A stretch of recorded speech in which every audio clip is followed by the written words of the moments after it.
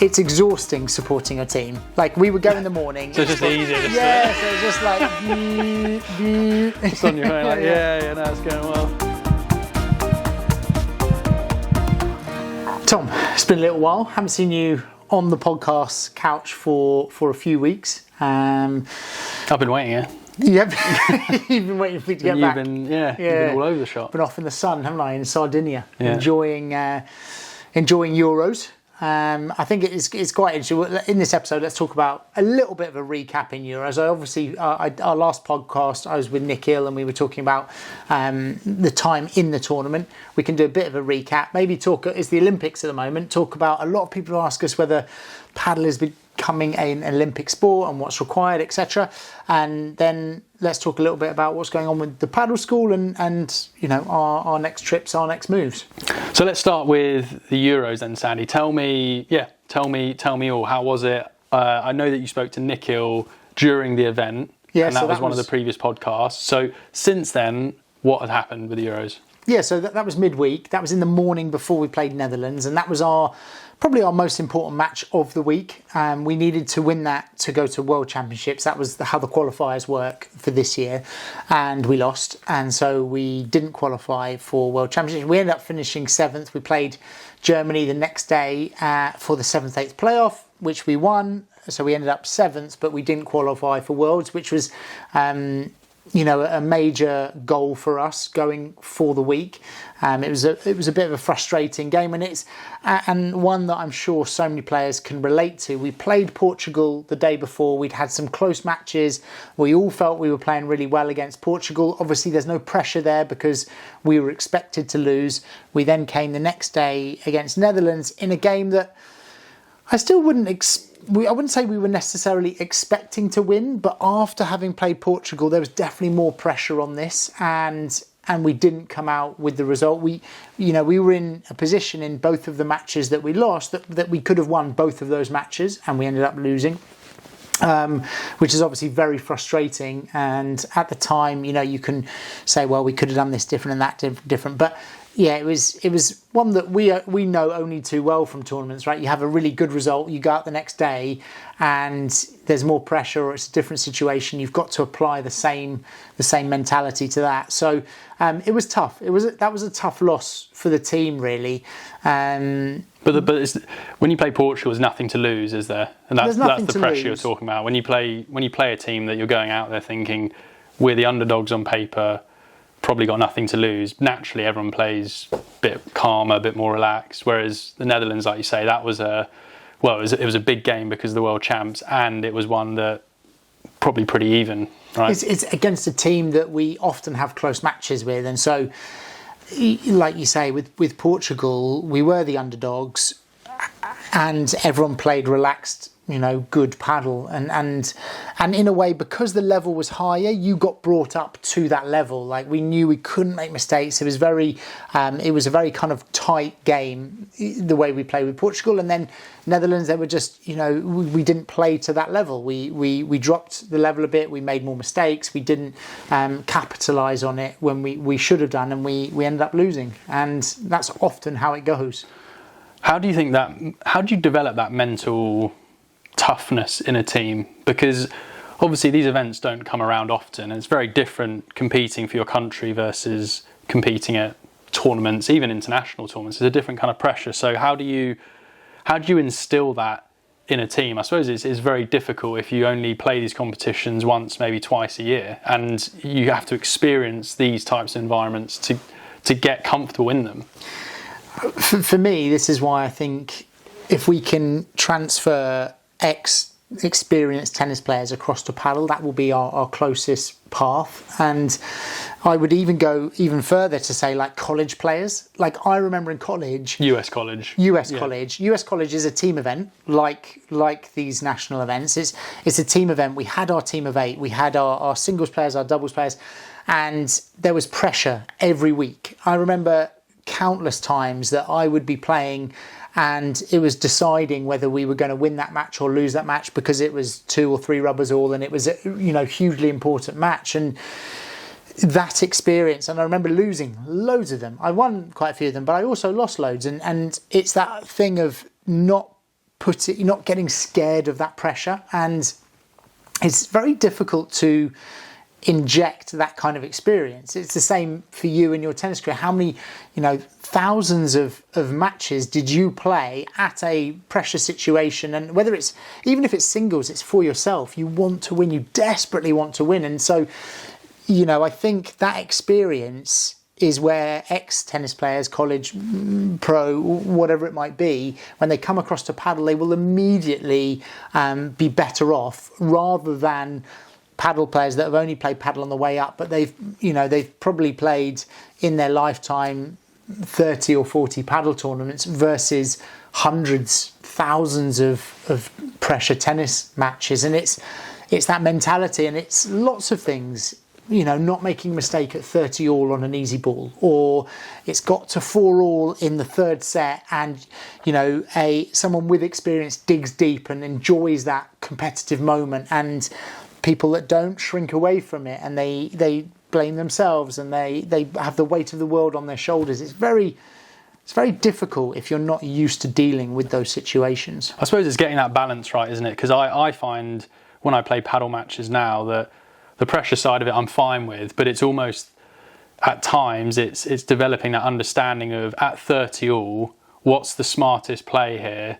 And naturally, I think when tennis players come to paddle, you just don't have that match experience. Like, I feel good competing, and I feel I don't kind of make the wrong decision because I'm nervous or because the moment got to me. It's simply because I'm not clear on actually the highest percentage shot here is to play here. You end up making a decision normally because you don't have that paddle experience. So I guess it's a balance, right? It's not just you can't just get tennis players to transfer over and then it's suddenly like the box is ticked. I think part of it is tactical, like as in what tactic to employ. But then I think also part of it is situational.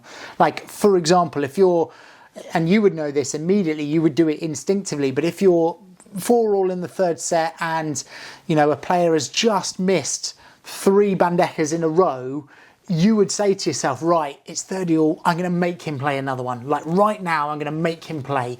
You wouldn't go for, something else. It's competitive situations, understanding that, or, this person is looking frustrated or tired. Let's put him under pressure. Let's do this.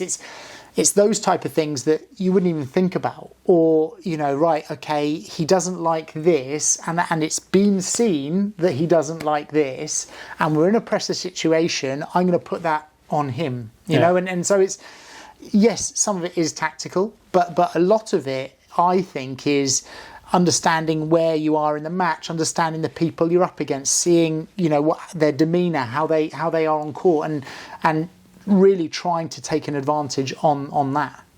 UK, well, the men's team, if we just talk about your experience in the men's team, they came 7th in the Euros, so one in front of Germany, because that was the last match. Do you think that's a fair reflection of where British Padel is at the moment versus the other countries in Europe? I think so. I mean, really, if we'd have beaten Netherlands, that would not have been a reflection on where the UK and Netherlands are, right? I mean, Netherlands has got 3,000 courts, they've got amazing indoor facilities, they've got, they're a lot further along. We have had the same team for our British team, pretty much, give or take 1 or 2, for the last 7 or 8 years. We've got those same group of players. If you go below that, outside of our squad, there's not a lot of players lower down or coming through juniors. The Dutch have an amazing junior group coming up. So I think that's probably a fair reflection. Germany is probably similar to us in number of courts in the stage of development. So I think it probably is. Yeah, it's interesting because before you went out to play the Netherlands, and this was just off the back of our trip to Amsterdam, and I felt that really, like you said, the Netherlands is so far ahead, almost not even in terms of investment of courts, but the national body is backing and investing, and the players have infrastructure to train. They're training with each other. You can see that there's a system for them to go into, and it was interesting because actually, really, the British team is doing pretty well considering there's hardly any structured training for the UK. There's not the setup in the Netherlands. There isn't like a national training centre where all these players are playing. I know we've got courts scattered and we do the odd bit of training. We have nowhere to train here. Yeah, so actually I think that really like the fact that the UK even came where they are really is almost testament to the team, that we've got a pretty talented team, but everything else when it comes to British Padel, and probably like similar to Germany, I imagine, is there's a few courts coming up now, but there's really no structure in place to develop juniors or even seniors through that training at the moment. What I would say is that we've got really big potential though in terms of, at the moment, if you talk to anyone outside the UK, they all say, oh my God, UK is flying, and it's because we're so vocal. Like, we have all of these people writing articles and they're very excited and they're looking for land, and it's a bubbling of excitement in the UK, but we're not seeing that yet in courts. I mean, yes, the courts are gradually going up, but really in terms of excitement, we're way over what there are actual courts. And I suppose the other advantage is that because it is tied up with the LTA, as in Padel comes under the LTA, we have a very strong, I would say, federation for tennis and number of tennis players and participation in tennis across the country. So there's a potential there that we will be able to hopefully convert some players. Now, we need the support from the LTA for that. We need the support from clubs, players, committees, etc. But we need to, to act on that. Yeah, and I think it's really exciting for the UK. I think we just need that. I hope that this comes as a bit of a turning point where it's like, right, we're seventh in the Euros. Let's get behind this now, and let's really try and kick on, because like you say, we've got such a talented team. I think there's so much potential, and I think that if we can get a bit more backing and a bit more investment, a bit more structure for all of our players, like you talked about tennis players converting, I think if we can somehow get a structure for that, there's so much potential. It's just doing it. And I think an interesting on that point is the women's team, for example. Like the women, it was almost the opposite of us in that we've got one player that's played for the British team for a while, Tia Norton, but then the other 7 were all new. Like it was okay, they played a qualifiers the last time in Derby, but they were all new to international competition, and most had come from tennis. And I thought we had a really strong showing for the women's team. They were a bit unfortunate. They lost to Sweden initially, then to Netherlands. Close games. They had their chances. I know they were a little bit disappointed with those results, which happen, right? It happens all the time in these Euros. You've got to kind of pick yourself back up. But I was actually really encouraged by the women's performance, and it goes to show that actually, if you get good competitors, male or female, then you really can transfer them to Padel, and I'm looking forward to the time we have a bit more infrastructure in the UK, because that will not only help those players, the female team players, but also help our male team, bring these players on. And I think for the next Euros we'll have a better team on both sides. And air horn ban, or is that just me? Air horn ban. I know. You think it's annoying watching the streams when you're there as well. It's because all the courts are like, it was 8 courts, and half the teams had air horns, so they're all air horning like different.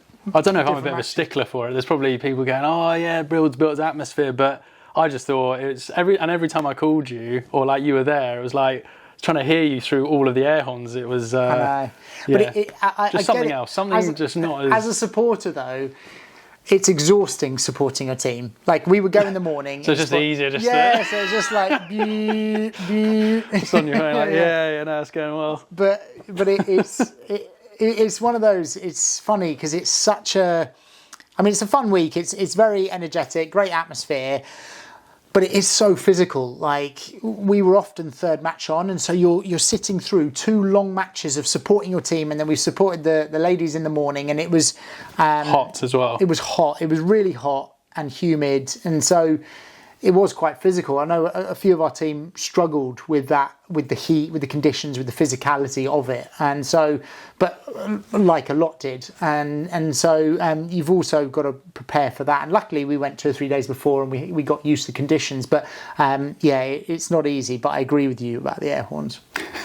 With the Olympics on at the moment, then every paddle player who's watching the Olympics probably is thinking, when's paddle going to make it to the Olympics? And we would love it, obviously, to be in there. But when I look at some of the sports in there are some sports that are obviously in there within their own right. But I do think, gosh, surely paddle's got to be in there soon.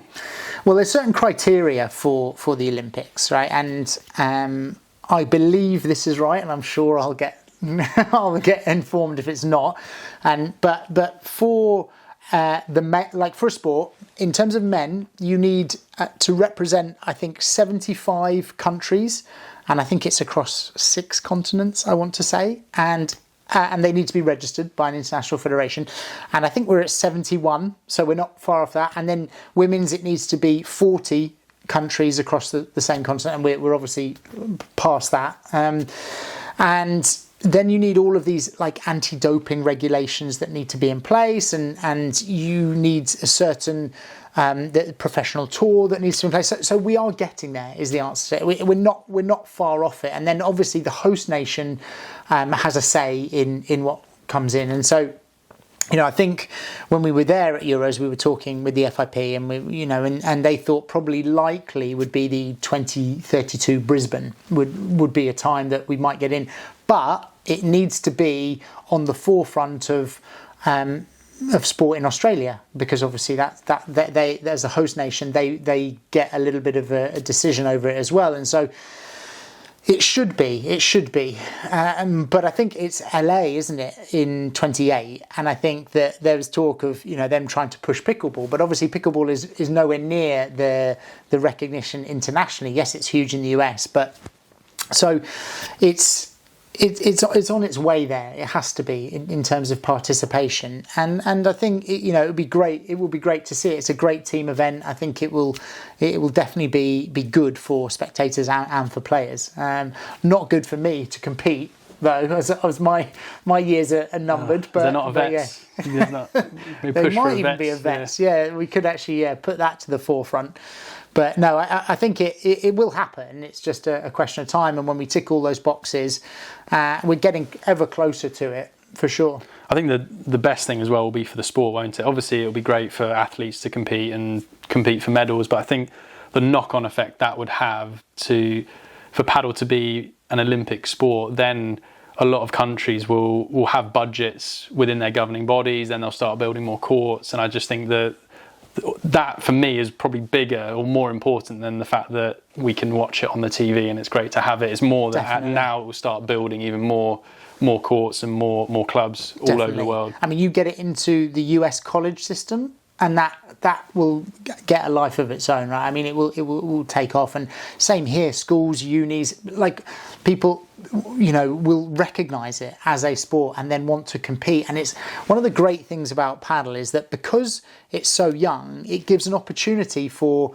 these newer countries to compete and stand within a chance of getting a medal. Like countries that you wouldn't like. I remember watching the women's match against Estonia, and the women's Estonian team was fantastic. I mean, amazing. They put together a great young team of Estonian players that were brilliant. And I think that's one of the exciting things about it becoming recognised, is that it gives a chance for lots of countries to try and push to compete. Obviously, you've got Spain and Argentina at the top, but with competition, in however many years' time, it's... I was going to say, if it's 2032, is that enough time to potentially shift that balance? Probably not, but at least for... Close. Yeah. Maybe 3rd, 4th, 5th place? I mean, Argentina and Spain, obviously. No, I think definitely. I think 7 years is enough time to start seeing a few players that compete. Now, can you put forward an 8-man or woman strong team to compete with Spain and Argentina? Unlikely, but definitely, you'll see 2 or 3 players that are up there competing for sure. Well, I look forward to it. We'll look back on this podcast and remember make our predictions. So, obviously enjoying the Olympics. Let's talk about the Padel School and what's happening on at the Padel School. So, should we talk first about what we're doing on our members platform and the focus of our 30-day member challenge this month? It's our tactics month. Again, we've extended this because a lot of the players were enjoying the content. They wanted a bit more time to digest it, go through it. And so we're putting up these series of videos giving in-point suggestions on tactics they can use, but also how they can maintain momentum in their matches or change momentum in their matches. So we're taking a view of, within the point, but then also within the match and how to approach it. And a lot of it is what we were talking about earlier there with Euros, for example, and when it comes to pressure situations and how can you keep momentum going and pushing through that. And it's been good for our members. There's been a lot of engagement this month. They've asked a lot of questions on using Australian formation, how to, adapt their game to other certain types of players and things. And so I like tactics as a general topic because it's paddle, like that is all about paddle, isn't it? And so that's our main focus in terms of our member challenge. And it's like you say, tactics is such an important part of paddle that I love these member challenges because it's really a challenge to our members of how quickly we can transform your game, how quickly we can get you winning matches as fast as possible. And I love that about tactics because we give them different types of tactics and show them how they can win matches, and you can implement them straight away and see the result straight away. So the tactics month's going really, really well this like you say, 2 months now. It all comes down to simplicity, doesn't it? And that's often the problem with tactics is players don't know what they should be thinking on the court, and either they don't think anything at all or they completely overcomplicate it. And so what's quite good about these tactics is we say, right, in the points, when you're serving, try this and this. And that's it. And they go away and they try it in their set and they come away going, oh wow, I didn't realise that simple tactic will actually make a difference. So it's just really a good guideline for players. Yeah, and for players listening, if you're interested in joining our member challenge this month or next month, we run them every month, you can start with a free trial, can't you? So you can try it out, go into our community, try out our challenges, and you get access to the past ones. So even if you join, if you're listening to this in a later month, you can always go to the challenges on our website and you can access the previous challenge. And what about upcoming trips? Because I know that you're off again, leaving me on the podcast couch. Yeah. Wondering where you've been. All alone. Yeah. I'm off again. I'm off to the US for a little bit of. I'm going to Florida. So we're going to Boynton Beach. There's a club there that I'm going to go and visit. I'm really excited for that. I mean, I love going to the US. Obviously, my wife is American and my daughter has both passports. So there's family there as well. So we're going to see a bit of family. I'll try and sneak in a bit of holiday time. And then I'm going to St. Martin as well in the Caribbean. And the second time I've been to this club. And I love their community there. It's a very sociable, vibrant community. I think the clinics are all full already, and so it'll just be it'll be a lot of fun on court with them. Really jealous leaving me behind here in English. To be fair, it's actually been a better English summer, but don't get us started on the weather. No, sorry. But it is nice weather at the moment. To be fair, in the UK, I mean it's August, so if we're not going to have it this month, then when would we? Yeah, and I think what's been really exciting and which we've recently released is your new book and the Padel School book, and it's really nice to get just up there. There's been so much amazing feedback from it. I know that you and I put a lot of time in putting this together, and it's from not only your experiences of paddle but almost our whole experience from tennis into paddle, coaching, playing, all of that is in that book. And it really is it's a guide, isn't it? All of the mistakes that you made along your paddle journey, it's compiled them and the learnings and everything into one book that players can basically improve their paddle as fast as possible. And it's just been great to announce it, release it, see so much positive feedback, and really positive. Yeah, when writing it, I was a little nervous in a way. You think, right, do you want just an instructional manual or do you want to tell a story? And we put it together really, in that it was telling my story of how I discovered paddle and some of the key important matches. And actually we talk about those pressure matches and the tactics behind it and the mental side. And we've kind of tried to make it an entertaining book. And I'm really glad that people find it that way, because obviously it's our story, so it's easier for us to enjoy it. But I'm glad they also enjoy it, and they like the idea that they can read it and also keep it as a reference, keep it in the paddle bag, and have fun going through the book, while also trying to improve their game. So I'm very happy with the initial feedback for it. And I think for me, the thing that stands out is this idea of, we talk about this a lot, the improvement plateau. And I think that whole book is almost a reference point for players of how to avoid that and how to keep improving over the long term, because it's such a common issue that players have. Is they come to us and they start improving when they first start the game, and then they don't follow the steps in the book. I won't spoil them, but they don't go through the process they should do, and therefore plateau their improvement. So what I really love about this book is it really helps players to improve for the long term. We get loads of our members saying, or on our socials as well, they say, for some reason my level's just gone down the last 4 weeks, am I burnt out, physically, etc.